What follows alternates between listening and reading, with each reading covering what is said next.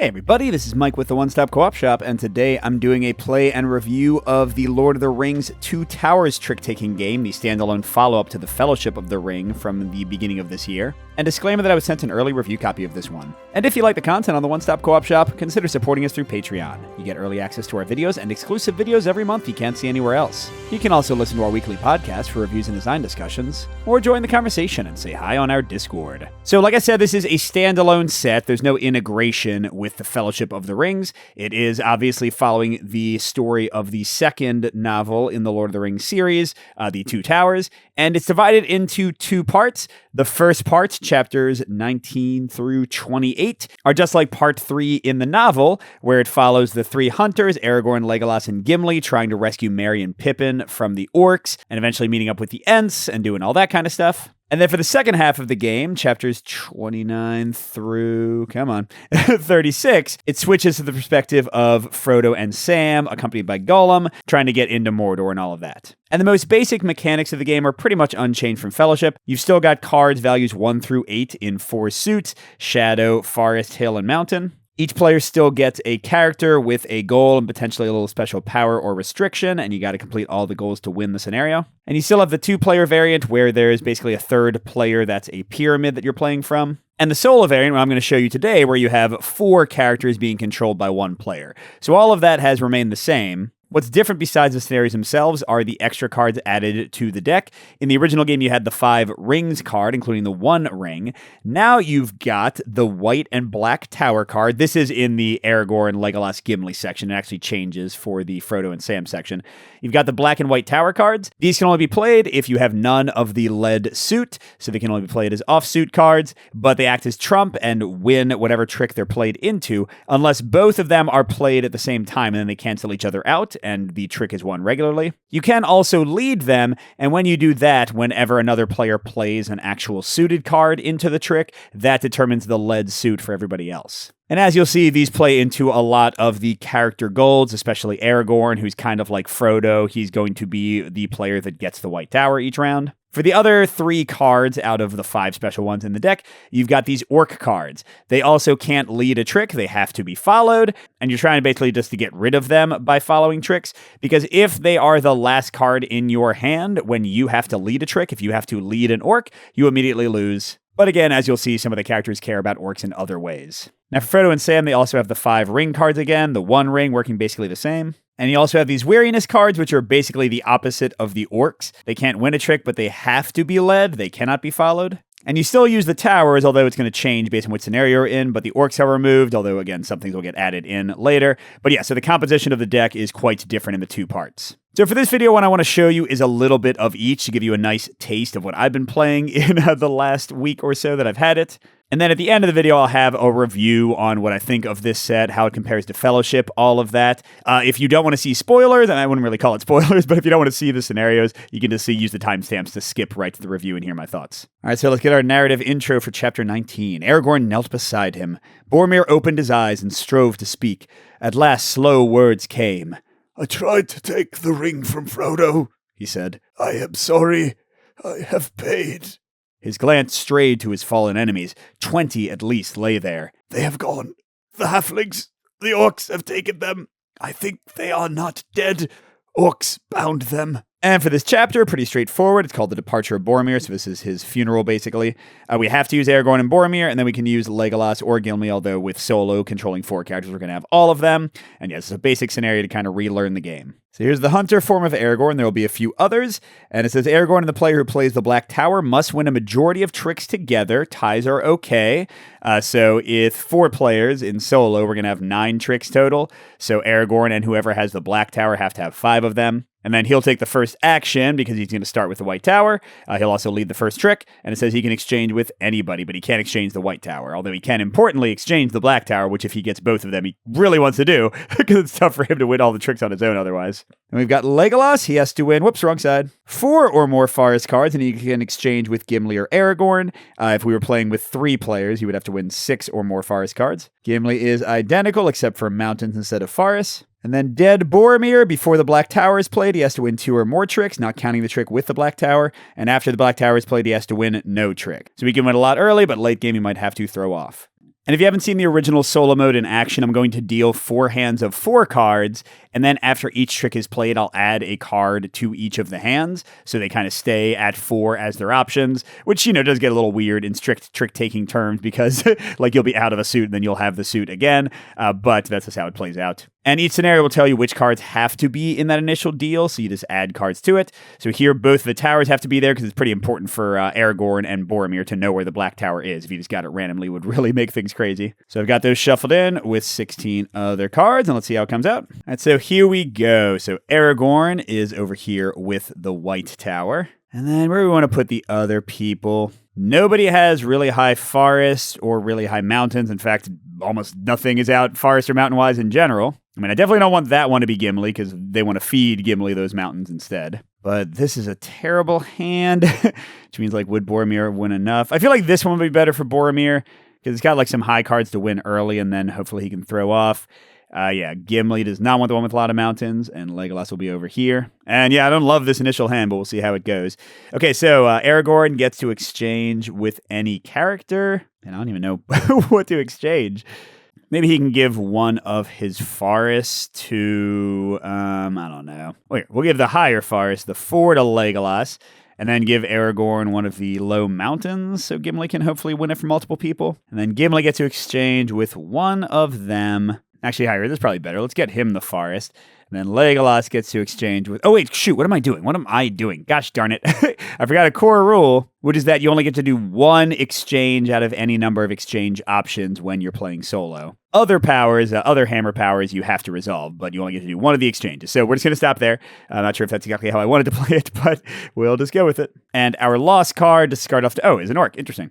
So that's out of the deck, but the other ones will be dealt out as we go. All right, so Aragorn is first. Here I'm going to use the ring token to show who's dealing, so I don't forget. So he wants to win a lot of tricks, which doesn't seem like it's going to be easy. We want to get Legolas Forest. Well, let's start out with a pretty easy one and just deal out the 3 of Forest. Gimli can throw off something inconsequential. Legolas will win it, and why the heck not? Boromir will go and get rid of one of those orcs while it's safe to do so. So that's 2 Forests for Legolas, and we get new cards for everybody. And, okay. Well, there's another forest. Legolas does have a very high shadow card. Boromir is getting very strong cards, but he only needs to win 2 early tricks, so I don't necessarily love that he's getting all those. Oh, and I should say, he and Aragorn have the white and black tower, so they need to win 5 out of the 9 tricks, which means Legolas can only win 1 or 2 more, and Gimli can only win 1 or 2 more. Yep. Well, let's play out Boromir's 8 of Hills. If not many hills come out, maybe Gimli can get a chance to win with that 4 and then get mountains from everybody else. We'll see if that works, or we might just get Boromir getting every good card again. I mean, it's going to help he and Aragorn win, because Aragorn doesn't technically have to win anything. It's just him and Boromir working together. Well, Boromir working together from the grave, I should say. We got a lot of shadow cards. I could lead the black tower. Oh, no, that's right. He needs to win 2 tricks. All right. Yeah, we'll just put out shadow and give the trick to Legolas, because it's doing nothing for us. But I don't want to pull a ton of mountains until Gimli has a chance to win them. That's we're already in kind of a bad way here. Because Legolas still needs to win 2 more forests, but he can't win too many more tricks. Oh, good. Yes. Okay, this is great. We can knock out Gimli with a single trick, which gives Legolas 1 more trick of wiggle room to get his final forest. So let's do that. So mountain, mountain, mountain, mountain. That's all 4 in one go. So Gimli's done. And Legolas has literally no card that can win anything at the moment. Great. I don't really... I mean, the hills, one of us could trump into, right? Aragorn could trump, but then what would he be leading? Forest just to win them all away from Legolas? We can't have Boromir trump yet because he's only won 1 trick. Yeah, I guess I'll play the hill.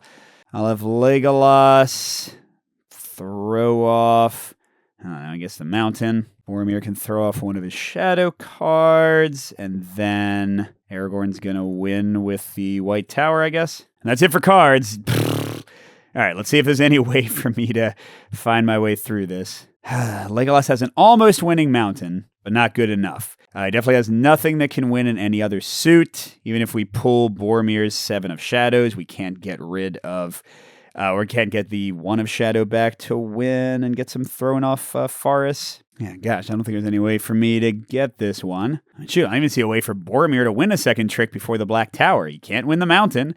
There's no way to lead into Shadow. Yeah, so we're going to call this one a loss. I'm not going to replay any of the scenarios because I want to show you some of the variety. Because, again, I want to play one more of the Aragorn path and then 2 scenarios in the Frodo and Sam path. But if you haven't seen it before, that's how the solo game goes sometimes. Trick takers are already inherently swingy, and sometimes random affairs. And the solo mode in this one, just because you have no idea which cards are coming later, can often be just an instant loss. Like, we played this same scenario multiplayer a few days ago and, easily won it twice in a row. So, anyway, that's it for Boromir. His boat, I guess, sank in the river, and he never got to get back to Gondor, so sadness. Well, let's try out Chapter 20, see if our luck is better. Eomer was silent for a moment, then he spoke. We both have need of haste, he said. My company chafes to be away, and every hour lessens your hope. This is my choice. You may go, and what is more, I will lend you horses. So this time we swap out Boromir for Eomer, and that's it. But you'll see there is some special stuff going on. Because Eomer has to win 2 or more orc cards, and he has a new ability that's for pretty much all the Rohirrim, which is tucking 1 card. And this is one that I think Shadowfax, or one of the bonus cards in the original game, the Fellowship, would let you do, but they didn't have the keyword tuck yet because they were the only one who did it. So basically how it works is you have your hand of cards, and you get to take one and put it face down under your character, and it doesn't count as being in your hand. So if, that was a hill, if I didn't have any hills, I could not follow suit because I didn't have a hill. But at any time, you can put it back into your hand when you want to be able to play that card again, or if you've played out everything else, then you're forced to put it back in your hand. And just like in the original game, they have clarifications for each chapter and special rules for solo. So here, not only are the 2 tower cards going to be in the initial deal, so we definitely know where they are, but 2 of the orc cards as well. So that luck is a bit less of a factor in where things are for Eomer's goal. All right, here we go. All the other characters are the same, so Aragorn's still going to be partnered basically with whoever has the Black Tower, although they could trade it. So who do I want to give the other ones to? Well, here. So things seem a little bit more clear this time. Let's give Legolas the 8 Forest card. And then maybe Gimli over here. Maybe he can swap out that 1 with somebody else. And Eomer will be over here then. Because I don't want him to have the orcs. I want other people to have them so they can feed him to him. Because since he can't lead with an orc, he can never win with it. And yeah, I think my 1 exchange will be with Gimli. Let's swap him a 6 of mountains. So he has a pretty decent shot of getting almost all of his right off the bat. And then Eomer has to tuck 1 card. I guess the 4 of Shadow is the only one that seems like it might be potentially useful. Here, I guess we leave it face up and just remember that it's there. All right, we're ready to go with Aragorn leading again. And yeah, let's just lock down Legolas immediately. You can see what I mean. Sometimes the game's very nice to you, sometimes not at all. So Legolas already done with his 4 forests. Oh, sorry, I forgot to say what the lost card was. 6 of forests. All right, what have we got now? Ooh, Gimli got another big mountain. I like that, although nobody else has many mountains yet, so it's not quite as good. We want to get Eomer to win after some suits are out. I mean, right now his cards are terrible. Why do I keep on getting He's shoot the moon, 0 value card hands so quickly. Although I guess he could win a shadow right now. Oh, wait, he could win a shadow and then nobody else could follow currently. So both Aragorn and Legolas could throw off orcs. So can I get Gimli in the lead? Yes, with a hill card, and then I just gotta hope that these guys don't draw a shadow.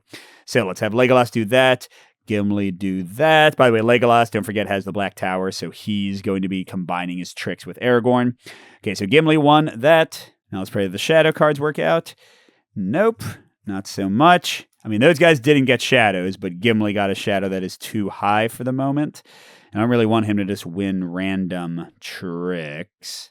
Oh, wait, he can play the 2 of shadows. I'm stupid.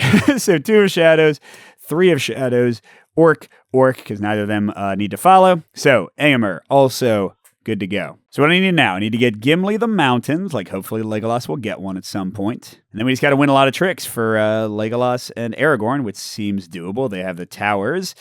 So that'll certainly help out. Oh, and they got a giant shadow card as well. I mean, I could just play mountains twice as long as the 8 doesn't come out. Gimli will be locked in. Yeah. Yeah, sure. Let's do that. So 3, 1. Let's get off the last orc so we can't accidentally lose that or win that. So that's 2 tricks for Gimli, 1 for Éomer. So if Gimli wins 1 more trick, but then Legolas and Aragorn get the rest, we're okay. See if that happens. Okay, there's another mountain. Just don't bring out the 8 in a weird way. Okay, good. So the 8 of mountains is coming in the last set of cards. Could have messed me up. Gimli will be able to lead into Aragorn or Legolas with Shadow. So he'll play out a mountain, which gets him more than enough, right? And what does Legolas want to throw off? Something low that he's not going to win with. All right, so Gimli's good to go. Final card's coming out, and we should be fine. There's the 8 mountain.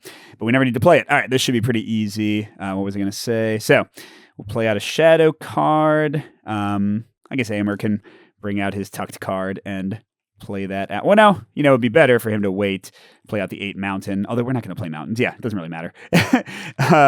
Aragorn's winning with the 8. Legolas throws off the 7. And then I imagine there's no way for us to be in danger. We'll untuck Éomer's card here because, those are both winners. We got both towers. Although, wait, if the towers are played in the same time, we would lose. So I guess, who won that one? Aragorn? So Aragorn can play off a hill. Everybody just throws off something. Then he can play another hill. Legolas trumps. Legolas plays a forest. Aragorn trumps.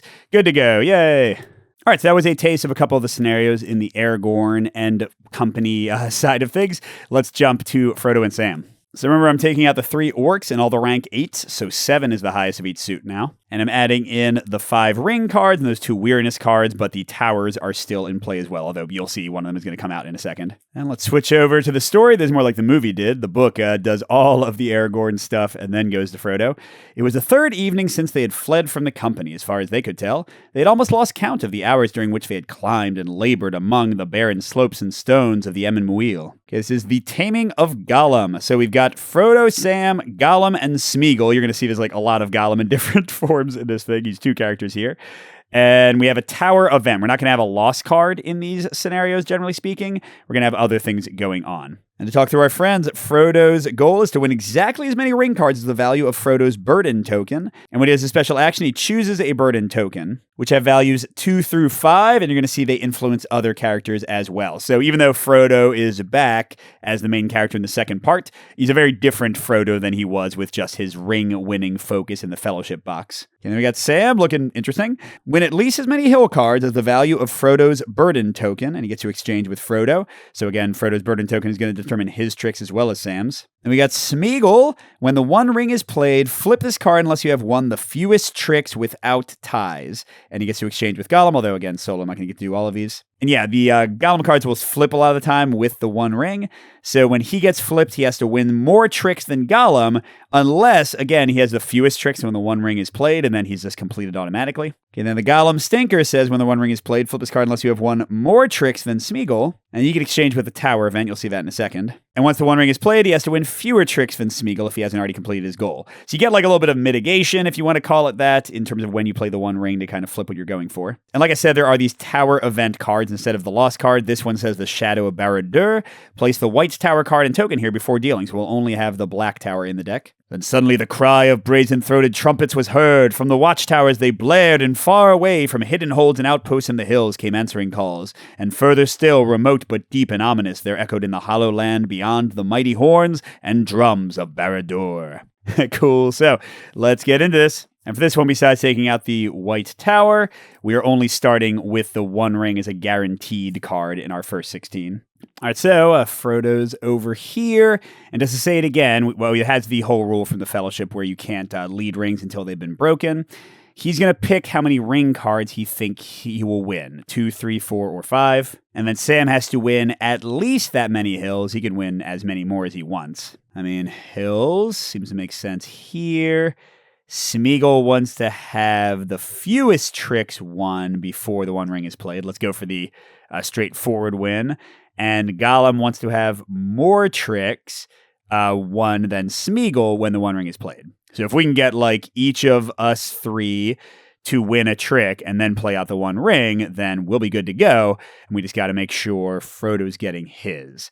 We don't have very good values for Frodo yet, except for the 1 ring and the 4.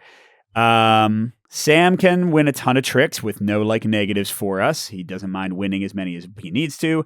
Gollum, if we're going for that instant win, can win as many tricks as we want. So should I go for 2? I mean, I've got the 4 of rings and the 1 ring. So it probably would be easy enough to go for, I don't know. Let's try 3.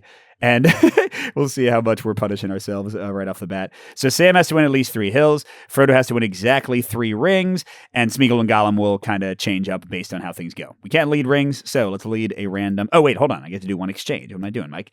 All right, so Sam can exchange with Frodo. Or Gollum can exchange with a tower event. So he could get the White Tower, although he's already got really good cards to win with, but that seems like maybe the smart way to go. Or Smeagol can exchange with Gollum. Definitely not. Gollum's got him covered. Yeah, honestly... Well, no. Okay, I was going to say Gollum should get the White Tower, but instead let's give Frodo the 3 of hills and give the 4 of rings to Sam. So Sam can throw a ring to Frodo if needed, or win some rings if Frodo's already getting too many. Frodo can throw a hill to Sam. Yeah, and then, here we go, we'll just lead the hills right off the bat. Smeagol wants to have some flexibility to win tricks, and Gollum doesn't matter. All right, so Sam's already got the minimum hills he needs. All right, Smeagol, oh no. He needs to get in the lead to lead that weariness card. But I guess if we can wait on that and get the 1 ring played and already lock him in as having the fewest tricks, then that won't be a problem. So yeah, let's try to make that happen. All right, so Sam can win as many as he needs to, but maybe we throw some to Gollum. Sure, let's give him some shadow cards, and Frodo can throw off one of his mountains, I guess. All right, still not many rings to see. Oh, there's another one, although not necessarily where I wanted it. We haven't seen the Black Tower yet. Okay. And Smeagol still has no way to win, although we don't want him to yet. We want Frodo to win at least 1, which is currently also impossible. I mean, except with the 1 ring, but then Smeagol would be tied with him when he wins the trick. So, because I think, does it count his own win? Yeah, it says as soon as it's played in the clarifications, not just when it's won. So we got to get Frodo a trick. I mean, I guess Gollum can just win some more random stuff. Should I throw off a ring to break rings to give me some flexibility there? I think I should. Okay, so rings are broken. Gollum wins another trick. Okay, now he can lead a ring, although that's not... Oh, yes, beautiful. Okay, so here we go. So we're throwing off the 4. We still want Gollum to win... Smeagol to win something. So Frodo gets a win. So Smeagol now has the fewest tricks with no ties, and Gollum has more tricks than him, so if we can get the 1 ring played, which we could now, Frodo can just lead it, then we're good.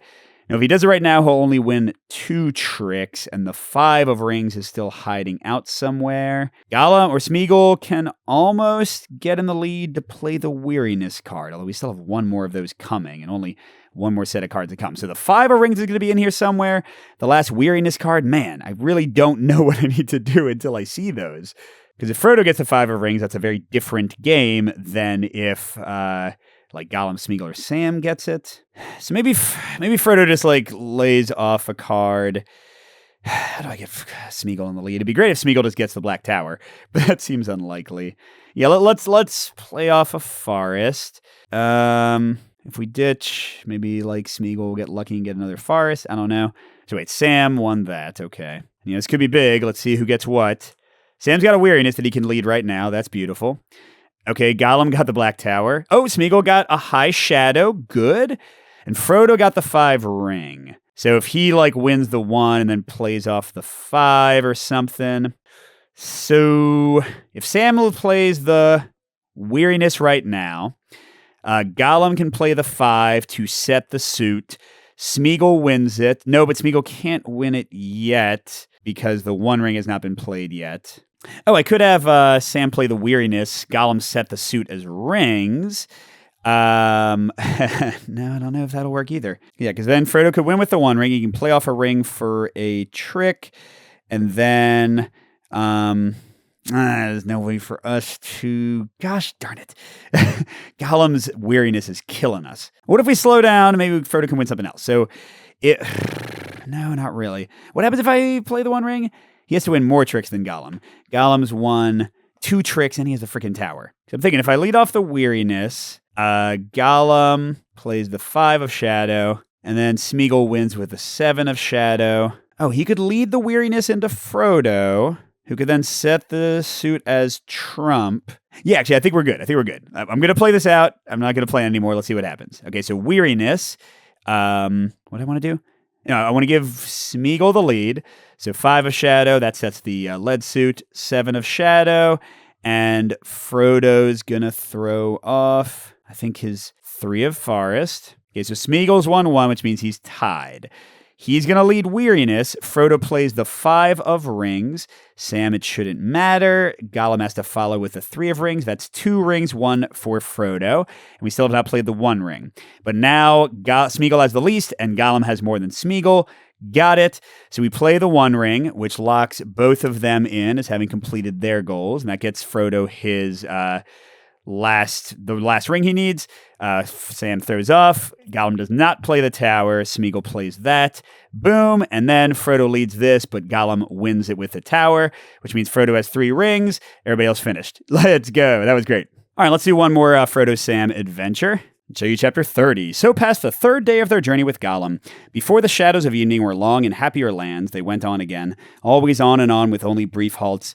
These they made not so much for rest as to help Gollum, for now even he had to go forward with great care, and he was sometimes at a loss for a while. Oh, we're going through the dead marshes, passage of the marshes. So we got Frodo, we got Sam, we got Gollum, Stinker, and Smeagol sworn to the Precious, a different Smeagol this time. And we still have the shadow of Barad-dûr as the tower event. It's going to steal the White Tower again. Then we also have instructions on the Dead Marshes event. So let's look at these alternate things. So new Smeagol says, win more tricks than the value of Frodo's burden token. Flip this card if not completed when the 1 ring is played, and you can exchange with Frodo. And his alternate is win exactly the number of tricks equal to the value of Frodo's burden token. But now notice, Stinker's a little bit trickier now because Smeagol wants to win a lot of tricks, but Gollum, Stinker, still wants to win more than him unless we play the 1 ring, and then he has to win a more exact value, but then he has to win fewer.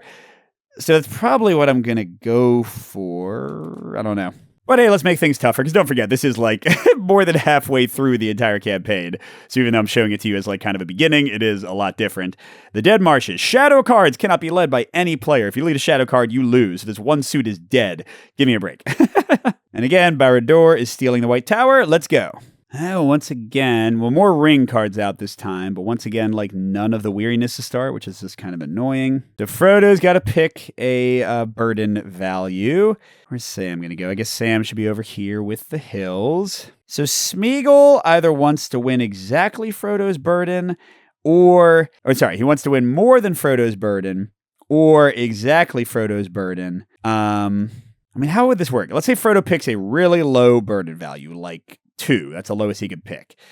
Then Smeagol could win exactly 2 tricks. Yeah, and then Stinker would have to win fewer tricks. Wait, am I getting things confused?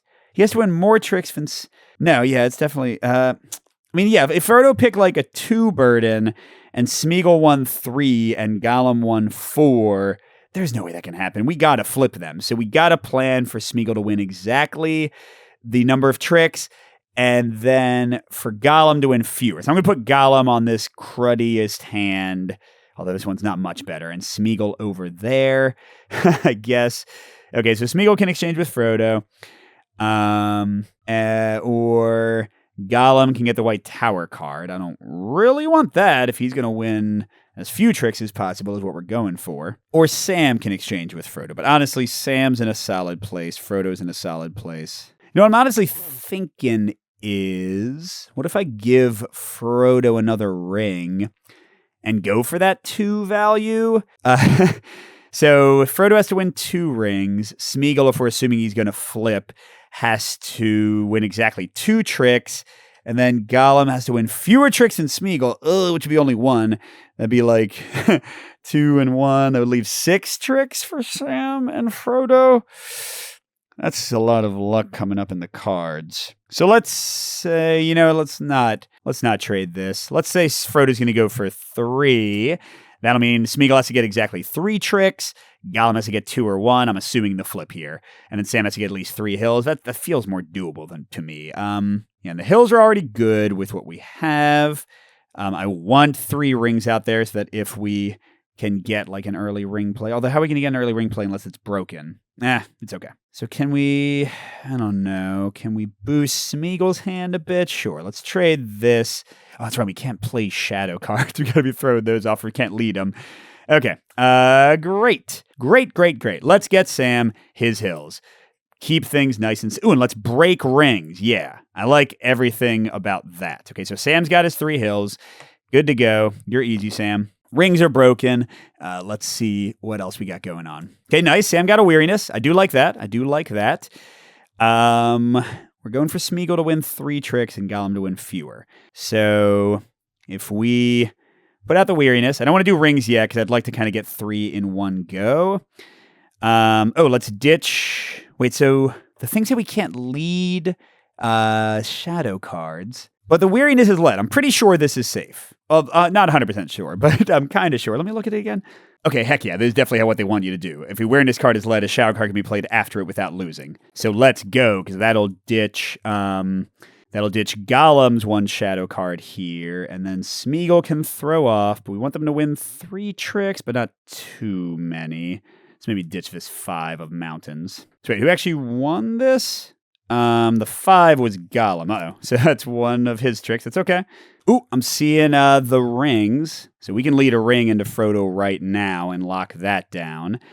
And then we just need to get Smeagol 3 tricks and not too many for him. That seems doable. Let's go ahead and do it.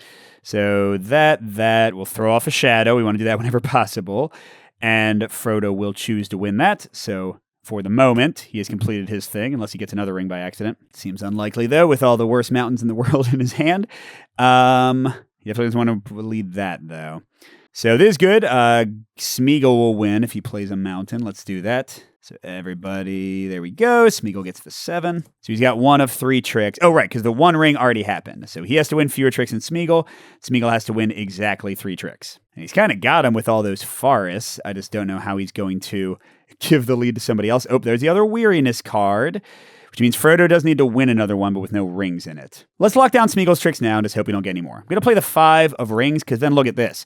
Everyone can ditch shadow cards. That seems like a really safe bet. That's 2 tricks for Smeagol out of 3.